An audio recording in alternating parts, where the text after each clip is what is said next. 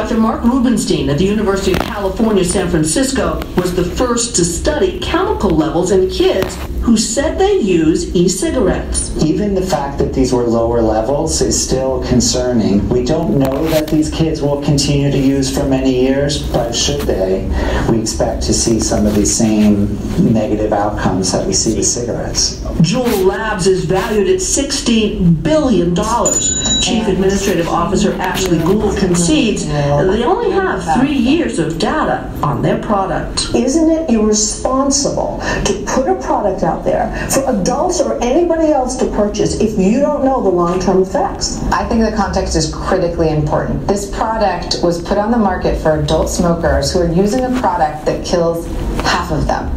And there is the dilemma. A product that might be helpful for adult smokers is not good for kids. Period. Surely you don't want anyone to think that we're willing to sacrifice the kids who are juuling to the adults who have a smoking problem. Of course not. We need to protect kids from access and use of products like Juul, and we also need to support the 38 million adult smokers in our country, half of whom will die from smoking.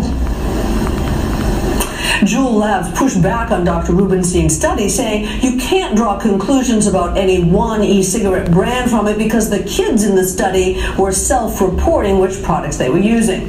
The FDA will weigh in soon. NBC News fans, thanks for checking out our YouTube channel. Subscribe by clicking on that button down here and click up.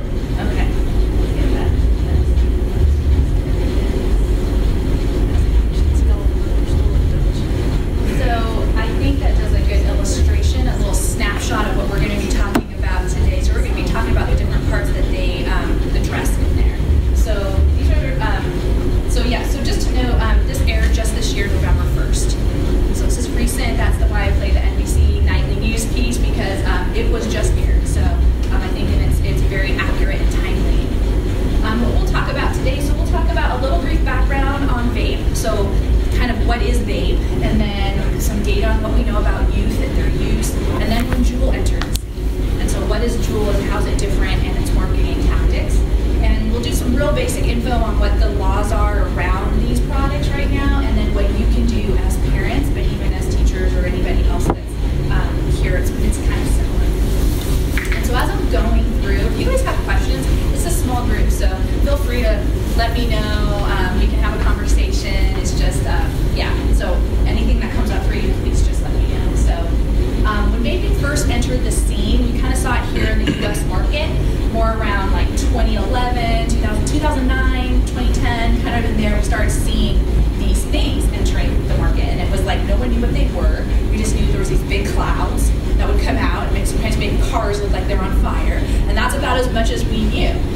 The vaping industry was coming out and saying, this is a healthy alternative to smoking. So these were some of the claims that they made. So they'd like to tell us it's safer. They told us it's cleaner. They told us that vape isn't the same as smoke. They also said that it's better for the environment. And then they also claimed that it's a cessation aid. So first off, we like to let folks know that safer does not mean safe. Healthier does not mean healthy. So the products hit the market before the research could really catch up to it. So we're still playing catch up with the industry. So there's a lot of studies happening right now to try to figure out what is that exactly in the vape. Okay, so the vape is different from smoke in that the smoke is what people will say is from combustible tobacco. So cigarettes, hookah, anything that's a burn. Okay, vape is more of a heat system, right? So it's called vape because it produces an aerosol or a vapor like mist or cloud. So that's the terms that they've used it for. There's also no real strong empirical evidence that has said this is a smoking cessation aid. So it's a claim they've made. There's one study that came out. I think it's from like the British Medical Journal or something like that. But it's very small sample size. They had a very small group of people. It's not that great to be generalizable to the public. It's also something that more would have to be done. I don't feel comfortable saying cessation aid because we're not breaking you from the addiction to nicotine. So all we're doing is, we're taking out the 7,000 plus chemicals that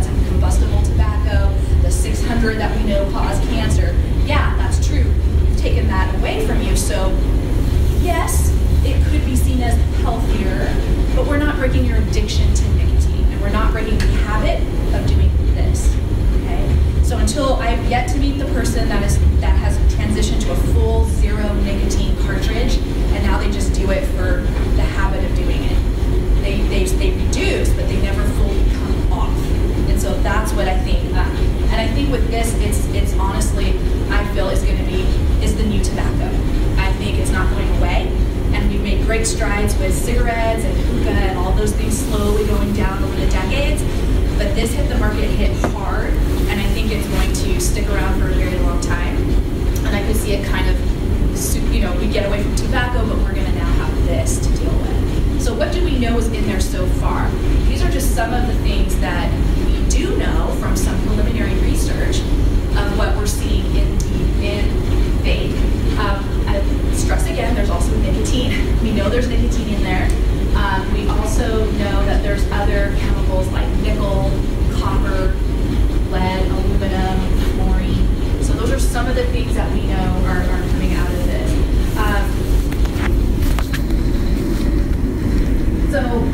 Again, there's like 600 ingredients in cigarettes, would burn, create 7,000 chemicals, and we know at least 69 of those. These and others, we don't know. And we don't know what happens when the FDA approves something like Kool-Aid mix to be digested. We don't know what that does if you inhale vapor, those particles into the lung. So while some of these flavorings may be digestible, what are they actually doing to the lungs? We don't know. So when it first came out on the market, these were the types of devices we saw. There was also things like mod boxes, big square kind of devices, really thin pens. Anything could be basically made into a vape pen. Okay, so it was very popular. It was also very expensive when it first came out. I would talk to some students that were over at St. Mary's. And I used to spend my previous life before this, I worked at Portland State for 15 years.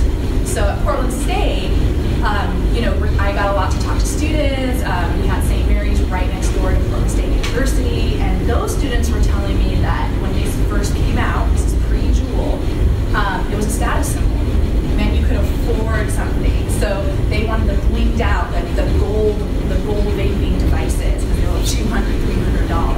It was like the difference of a type of smartphone, right? It was equivalent to that. So it was very appealing. But still very expensive, depending on what type of device you got. This is what we knew as far as flavors, and this was based, I think, in 2014. Let me just double check. 2014. So this was what the research told us at the time in 2014. How many flavors were on the market was over 7,000 flavors were on the market, and are on the market today, because this is 2014. So who knows how many more have come on since then. There's also 400 available brands. Back in when they did in 2014, pre-Juul, there was 400 available brands on the market. 84% of them offered a fruit flavor of some kind, and 80% offered candy and dessert flavors. So we hear a lot that a lot of these are appealing to former smokers or those wanting to quit, but we know fruit, candy-like flavors appeal to you. It tastes sweet, it tastes good. Vape also is a different way of going into the body. Okay, so it's not, if any of you have been a smoker or tried traditional tobacco, it has a very strong taste. It burns, can burn going down into the throat and the lungs. Leaves a smell, right? On your hair, in your hair, your clothes. Vape tastes sweet. It can be any flavor you want, from cotton candy to apple spice to bubble gum, latte, any possible flavor. You can use juices and mix your own if you want a particular flavor. So you get the enjoyment of the sweetness. You get the coolness because it's not a burning, combustible heat. So you don't have it as hot going down the throat. And the biggest thing is you have no smell. So you can't smell it. So it doesn't stay on your clothes, it doesn't get in your hair, no one can tell that you're using it. And it doesn't stain yet, because we're not getting that tobacco, so you're not having the yellow teeth or the staining of the fingers and all that. So, right? Who's gonna be drawn to it? It makes sense that you're gonna have youth be drawn to these things. Any questions so far about this? Comments? Yeah.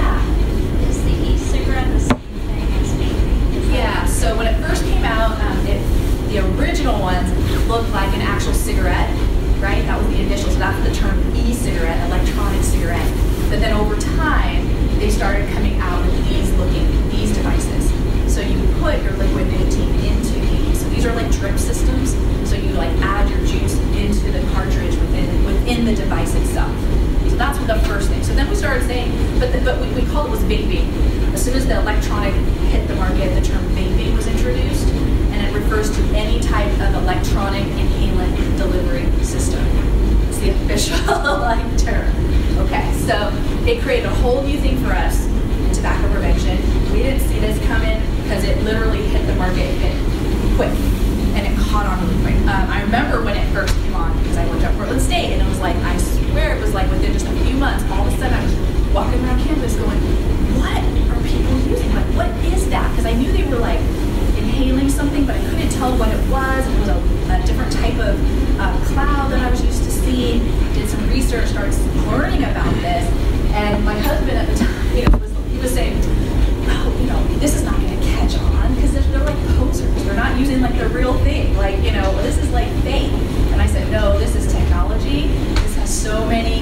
You can check the boxes on why it's appealing. This is going to be it. This is going to be huge. And then sure enough, it just went. But our flavors by itself, I mean, I know it can enhance the desirability of it, but that's not the main thing about it. Isn't it the nicotine? Nicotine is still in it, so you're still getting a drug. Right. You're still getting that exposure. The flavorings mask any ill taste. Because traditional tobacco by itself is not a great flavor. You have to kind of get used to it. It's almost like drinking black coffee. You have to you have to get used to the flavor a little bit, right? This takes that out of the game because you just do great.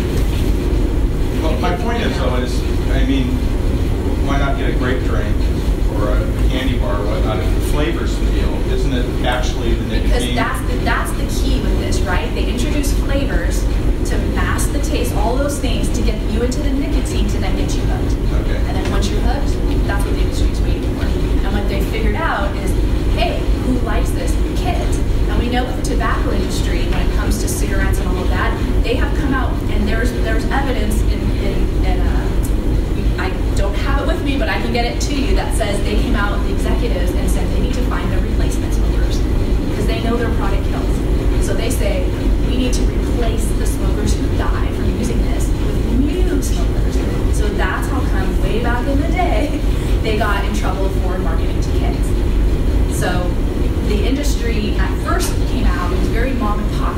It was like, okay, you had a little shop here, you had a shop there. The tobacco industry started figuring out, wait a second, this might be a good thing for us to get into. So you have now Philip Morris, RJ Reynolds buying vape products and selling them under their brand now. So they have transitioned some of their marketing and all that into these products. So it's something they figured out. They said, okay. And then also there's the real idea that if somebody, let's say, doesn't have a vape pen on them, and they're at a party and someone else is, and they're like, they don't have it, and someone's like, oh, I got a cigarette here. That could be an introduction to dual use. Like, oh, well, this feels good too, because with this, and we'll talk about it a little bit, you're not going to get the same spike as you would with traditional cigarettes. It kind of elevates you, the nicotine, the way the delivery system is, you get it, but you kind of hang out in here and you kind of taper off. Traditional tobacco makes you spike. You can tell you took something. When you smoke and inhale nicotine into your system, you'll feel relief in like seconds. Okay? That's why we say with products that we're doing nicotine replacement, gum will take you a few minutes to feel like you took something, and the patch is so low dose, you won't feel a spike. And that's how we can kind of get you off the nicotine. Traditional tobacco hits the spike, you like that spike, then you go down, you start chasing that spike again. Okay, so vape at first was kind of doing this. People were hanging out there. What they started doing was advertisements. We started seeing that again. So with tobacco settlement agreement, you couldn't be advertising some of these cigarette products like on TV, certain magazines. There was a lot of regulations in place. There was absolutely zero regulations when vape first hit the market. So you could be 10 years old and go into a convenience store and easily buy this, no problem, no questions asked, okay? No regulations. We started seeing the vaping industry borrowing from the playbook of traditional tobacco. So here's an example of an original ad in 1951 and what we saw in 2012. And some of you may not know, some of you may, but that's Stephen Dorff. He's an actor. So he was chosen to represent the blue brand, which was the traditional cigarette-shaped black with a blue tip. He is now our new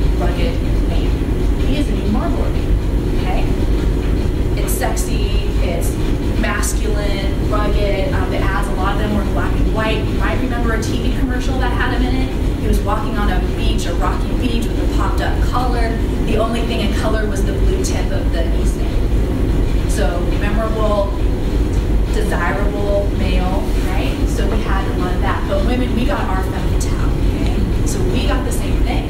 So 1938, and this is 2013. Very similar. So when they say, oh no, we didn't take anything from tobacco, this is how you can start to see what we're seeing, you know, that the public may not see. We also, on this one, we also got our own version, right? So we had Jenny McCarthy.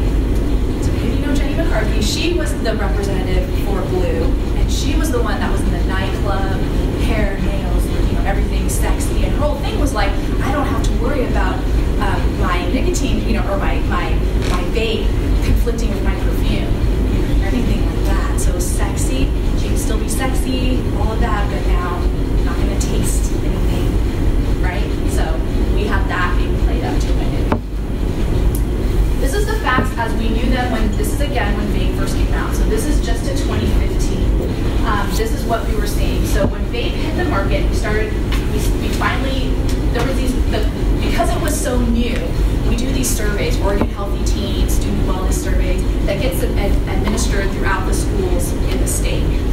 The question about vape wasn't in 2010 and stuff, because we didn't know about it, and usually by the time they update a survey, it takes like a year to two before the questions then reflect. We only collect data from 2013, starting 2013, even though it had been out for a few years before that. The alarming piece that I highlight is among our 11th graders that participated in this study. The use went from 5% in 2013 to 17% in just 2 years. That's huge. We haven't seen that in any other substance. Not marijuana, not opioids, not prescription drugs. This is the only thing that all of a sudden went crazy, okay? This was really alarming. So in Washington, so basically in comparison, so cigarettes in high school at that point in 2015, 7% of high school students were using maybe traditional cigarettes, as opposed to 17% using E. And that number of cigarette smoking has slowly gone down since 2015. This number has stayed pretty consistent. Middle schoolers, the use was like 3% in middle school using traditional tobacco. So we know that, you know, what we get worried about is with our youth. Why do we care that they're using this substance? We care because nicotine affects the adolescent brain very differently from the adult brain. It affects that part of the brain, that prefrontal cortex, that part of the brain that controls impulsivity, decision making, all of that that's still forming. Now, you know, it used to be you're an adult at 18, you know, then got delayed to 21. The prefrontal cortex now is not fully developed, they're saying, to like the age of 27 or 28. So that adolescent brain has extended to about 27, 28 years old. So think about all the stuff you've done, you know, before you were 28. Okay, so this directly affects the wiring of the brain for that. So the things that affect memory, ability to focus and learn, ability to have attention, also if your predisposition to potential any mental illness, anything like that can all be affected from using nicotine at a young age. And it also, we know, primes the brain for future addictions. It sets up those pathways for something later in life. So that's what we worry about. We do all of our work on prevention with youth, particularly because we know that 90% of smokers start by the age of 18. You're going to have about 96% by the age of 21 and 99% by the age of 26. So if we can delay use and delay, we have a better likelihood of someone not ever using. No one at the age of 50 usually decides, I'm going to start smoking today. It just doesn't happen. Okay? And the industry knows this. So, again, another visual of what we saw, and dramatic increase in middle school students as well. So we knew, and these numbers are still pretty accurate now. We'll talk about those too in a minute. But this is huge. People are, I mean, these kids are really diving into this. So now 2015. 2015, Juul enters the playing field. Juul is new, and we didn't expect it to take off the way it did. So this is what Juul looks like. How many of you are familiar with Juul? Seen it? This is what I had in my hand. Yeah, so you're starting to hear it, be familiar with it. So the cartridge is pretty small. It's a little larger than a flash drive or USB. It charges in your laptop in the USB port. Okay, and the starter kit for Juul comes with those 4 flavors. So it's usually traditional tobacco, mint, creme brulee, and mango. And that was this is all that came, but it was really affordable. So when I said before, remember that original vaping that was so expensive? This is $49.95 for a starter pack. Each pod contains 200 puffs, so that's equivalent to like a pack of cigarettes. So they're getting like 4 packs of cigarettes and the device to use for $49. Super affordable. I almost think this is really what kind of was the driving reason that you started switching to this and why we saw such an increase in use. Easy to conceal, closed fist, no one can see it. It's very thin. It also is a different type of vapor. It dissipates in the air very quickly. Some of the other vaping devices on the market take a little bit longer for that cloud to kind of go away. But Juul is quick. It quickly goes away. Super convenient. You just have your cartridge, you stick it in there, you just inhale, that's it. So if it's charged up, there's no on switch, just inhale, that activates it, and there you go. Juul creates, there's no such thing as zero nicotine in Juul. Juul does not make a zero nicotine pod. So if anyone's telling you this is zero nicotine, it's not true. It has nicotine. It actually has the highest level of nicotine than any other product on the market. So other vaping devices are around 2.4%, give or take. Vape is at 5% of nicotine concentrate. So to put that in perspective, we talked about the vaping, the original stuff, kept you kind of here, right? Juul figured out we need to make it similar to tobacco, get that hit. So Juul spikes you, and then you come down. No other product we've seen so far does it that well like Juul. So they tapped into something there. That's a way to ensure you start to become addicted to it. You want that feel-good spike. You want to feel that. So when you come down, you chase it again. Yeah. So you said that the pod, if someone says that the pod has zero nicotine, that's not true. Is there a zero nicotine juice that you can fill pods with? You can. I have yet to meet the person that does. And again, because why would you use something that you're not getting anything from? You want to feel good. That's why you're using it. You wouldn't just inhale flavored water from no reason. It's not going to do anything really. And I've had a lot of students tell me too, well, it's essential oils. I'm like, you don't inhale essential oils. Well, the reason I brought it up, or what concerns me, is that some student or kid or whatever who's approached by someone who has it might say, well, it's zero nicotine. And I put zero chances are, yeah. And it's not regulated right now. So it could say zero nicotine, but we don't know for sure because they're not required to report exactly what's in there. So it could be a 0.5%. It could be, and if you, wherever you get it from, it's different too. Every manufacturer makes it differently. It's not standard like traditional cigarettes. We know they had the whole lawsuits and all that came out made them have to standardize, right? We can say exactly the ingredient list, the amount of nicotine per whatever. That's not there for these guys. Yeah. And I guess from my perspective, the concept of consuming formaldehyde and arsenic, that doesn't sound very pleasant either. Kids don't know what that is. And even if they're saying it's zero, the lungs are not meant to inhale water. Last I heard, that's drowning. The lungs aren't meant to process that. So you're putting water into your lungs and at the lowest thing, right? So we don't know what long-term damage that could do. And with some of these flavors, the closest thing, because we still have to study all this, and I think the health effects we won't really see for about a good, I'm predicting at least 5 to 10 more years on this early side before we start seeing what happens from this. The closest thing they have to look at as what they're kind of thinking, the researchers, is that back when microwave popcorn was first hitting the market and being developed, they had butter flavoring, and those that worked in the factories putting this together were breathing in the fine butter flavoring particles. And what happened is some of them started getting a condition, what has been coined popcorn lung, but it creates very tiny holes all within the lung tissue from just breathing in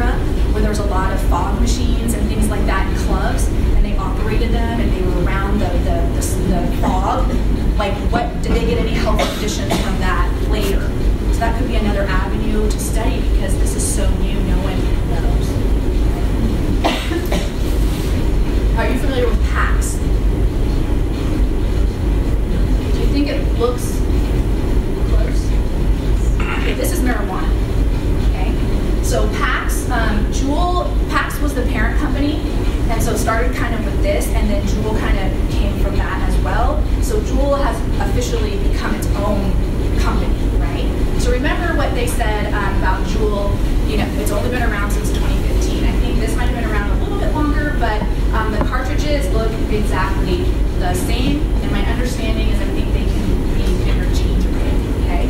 So again, you can vape marijuana, you can vape really anything. So that's the thing about these vaping devices. You can vape any drugs in them, you can do anything, you can mix your own stuff. I mean, all of this is happening. With traditional tobacco, we always knew that there was a combo. I mean, I've known folks and counsel people often for tobacco cessation that do dual use of marijuana and tobacco, and spliffs, blunts, all of that, with mixing the two, because what it does is nicotine enhances the high from marijuana. So you could dual use with some of these and make your own blends and get your nicotine in. So basically create your own spliff or blunt, but in a big format. So we know, so that's other things that we kind of worry about, because we really don't know what youth are using these for, and adults as well. So we don't know what the health effects from all of this would be. So I have a quick question about that. Does that have a smell? No. Good question. Yeah. We don't see that very often, and rarely do we see that. You may not know, because you can use this, but have a cartridge in. And I think I've heard of some schools that have struggled a little bit with this combo. So we know it's out there, we just don't know how. I mean, it may not be like out there, but we just like to let you guys know that it is out there, right? Just something else to know about. So this is what this is why Juul's getting so much recognition right now. I think you're going to see more about them and maybe the news and things like that. They got the eye now of the FDA because of their marketing tactics to you. This is what Juul executives have claimed. We do not want underage kids using our products.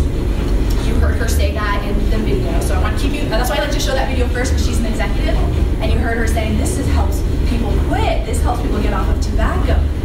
We don't even know what's in this stuff, okay? So all of the things you see on social media, we have absolutely nothing to do with. We actively try to take these things down. So these are their quotes, and then we're going to go through and I want you to be the judge, okay? This was a Juul launch party in 2015. They don't look like 50, 60-year-olds trying to quit traditional tobacco. But notice the playbook. What do we have? Fun, happy, sexy girls posing, right? Again, who are they marketing for? Marketing towards. So thinking about that. Other launch parties.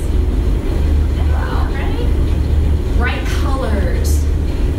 That's the thing to pay attention to, is all the colors they use. And these are off of their, you can't find these anymore. I actually got them from the Campaign for Tobacco-Free Kids, because these have mysteriously disappeared off the web. But screenshots, so we have them. Again, Juul retweeted. So notice Juul says they don't do social media. Juul retweeted this. Bright colors again. I swear that's a Pokemon backpack Pikachu. 50, 60-year-olds, yeah. Right? So who are they targeting? Times Square. Look at the ads. They claim they're not targeting youth. And a lot of their taglines were "Get Vaporized" when they first started. I don't still know what older adult is going to respond to this as a cessation aid. Okay. So these were huge. You can imagine Times Square. So this was all over there when they first were releasing the vaporized taglines. These are things that were in magazines. Again, young people.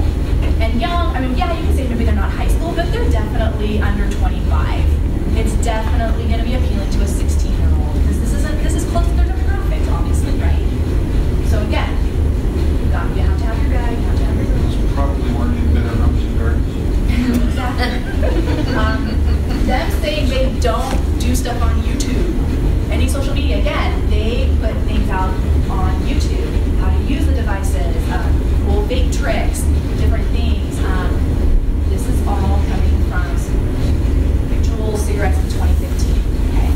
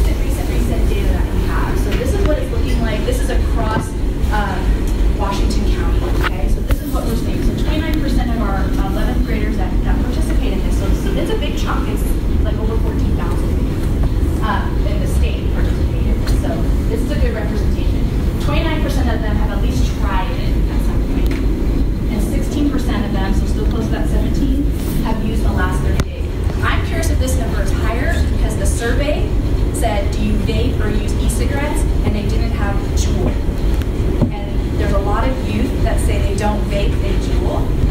It's the same thing. It's the same thing. But I think terms matter, and if kids don't see the word they use reflected, they may not answer it maybe as truthfully. I don't know. So I'm curious to know how accurate that is. That's just the survey wasn't updated to catch, these things catch on before the survey can get updated. 55% felt it's easy or sort of easy to get. We're hearing a lot of students saying that they can get them from someone's older sibling. We'll buy them online or in bulk, and then that kid will bring it to school and then sell it to everybody else. So that's one way they're getting it. They can still get it at retail establishments, but we know that that tends to be one way they do it. 43% don't really disapprove if a peer is using this. It doesn't seem to bother them. And the alarming number is that 60% of them don't even think there's a risk to using it. They're not concerned about health risks or any other risks. And so that's alarming, because the opposite is true when it comes to cigarettes. So when you say, do you think it's risky to use a traditional cigarette, there's something like 87% will say, yeah, it's risky. And here, only 40% would think it's risky. So it's interesting. These are your numbers for Beaverton School District, okay? So you're not far off from my county-wide data, but this is pretty much what we're hearing reported from the youth. Of course, it's always more interesting to me to hear youth tell me what they see and what goes on, and they're telling us that in classrooms people put the Juul in their sleeve and just take a quick hit like this and just blow it down their shirt, and by the time the teacher turns around, they don't see it or know it. There might be a slight sweet scent lingering a little bit, but nothing that they can say who did that. So we know it's in the schools, we know it's out there. Again, those are stories that we hear. So it's hard to know fully if it's just the same kids all the time that they're seeing, so the problem seems bigger, or how much it's really there. Have you been hearing it all from youth or kids, or the kids that aren't here, like seeing it and seeing it like everywhere, or a lot? I think so too. And we're hearing about it even in university life too, that there's a lot of Juul showing up there too. So that's definitely that right age to start using these. Okay. These are something else that we're looking at might be coming down today. These products always, have a life of their own, and you stumble across stuff. And this one I stumbled across. But it's the IQOS. So it's a heated cigarette product. It's not on the market, but Philip Morris put an application in with the FDA. So maybe this one uses the tip there is the cartridge. So it's like a cartridge type device, but it's disposable. So it's almost like the filter top of a cigarette. Then it goes into the device, and then it heats it. What makes it different, I can't begin to explain or understand the technology behind it, but it produces a vapor-like thing, but it's for a more traditional tobacco. So it heats tobacco leaves to a point that you can inhale, but it doesn't burn them. I'm not quite clear on this, but that's how this is. So I haven't heard about any real flavors with this. It's more traditional tobacco flavors, probably menthol, just traditional tobacco. I'm not sure if this will catch on with youth or not, since it doesn't have a flavor, but you never know. And why, with these products that I get concerned when I hear stories about youth using them in the daytime at school is it's telling me that the addiction's already there. And that's more concerning to me than necessarily the fact that they're using it in school. It's the fact that they feel they need to use it. Okay? Because it's saying they can't get through a full day of school without using it. And that's a way to test if someone believes they have 0% nicotine, is say, okay, then don't use it from 8 a.m. to 8 p.m. and see what happens. If they've had 0 nicotine this whole time, they should be totally fine. If they've had nicotine, which chances are they have, they're going to start feeling real crappy a few hours into the day. When I mean crappy, it feels like you're coming down with the flu. You can feel nauseous, you can feel headachy, you feel bad. You feel like the only thing that's going to fix this is taking a hit. And it will fix it, because you're going through withdrawal. That's what's happening. So I think that's the biggest test. And I think you don't realize, like, when you're hooked on nicotine, you can't just stop it. Your body is still going to go through a process to handle you not having it. And you're going to experience the same withdrawal that you would experience if you were trying to quit alcohol, heroin, anything else.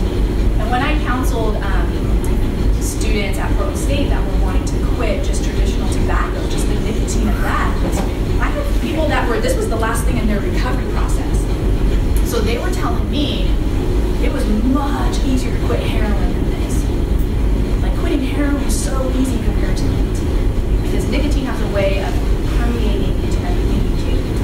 You know, this vape, you don't smell it. You can still function, you're not impaired. You can study, you can go to school, you can play sports. Okay? But what that means is much harder to kick that habit. Because now you're used to it every couple hours. You're used to that motion, you're used to looking for it, to have it on you.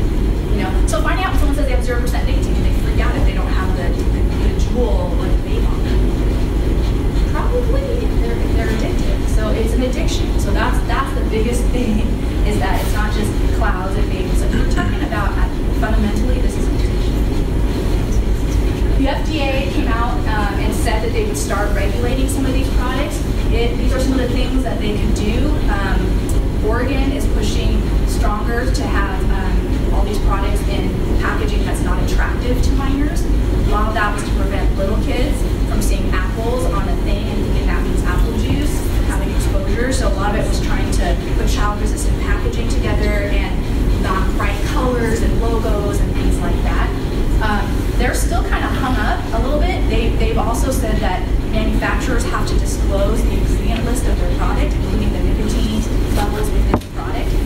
It's being caught up in court systems right now. So now we're hearing this was supposed to happen in 2016, and now they're thinking maybe the regulations will happen in 2020. So very, very powerful, can a lot of money. Keep this in courts probably for a very long time.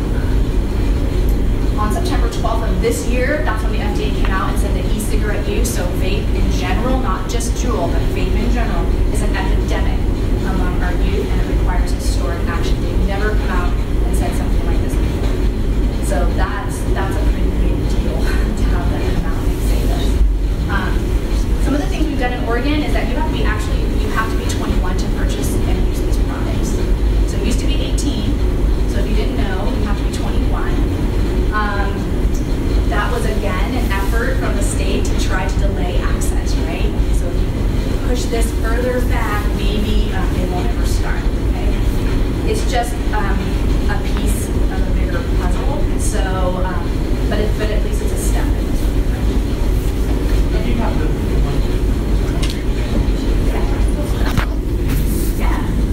any questions? And then we'll transition here to like some just little things I said that you can do as parents. So did you, at the very beginning, you had that the doctor. So are there any medical studies yet to show what the effects on the lungs are from this yet? Because it's only been, it started originally in Asia. That's where the first vape devices took hold. Same with the IQOS. A lot of these products start overseas and before they get here. So in the U.S. market, it's probably been like since 2010, 2009. So we haven't even had 10 full years, maybe about 10 years. And we know health effects can take a while to show up. So that's why I'm thinking another 5 to 10. And then we'll really know what happens. The thing that makes me more nervous about vape is that the particles are a lot smaller than traditional tobacco. So it penetrates deeper into the lung tissue than cigarettes and all of that. So what does that do? I don't know. I mean, I sort of have a guess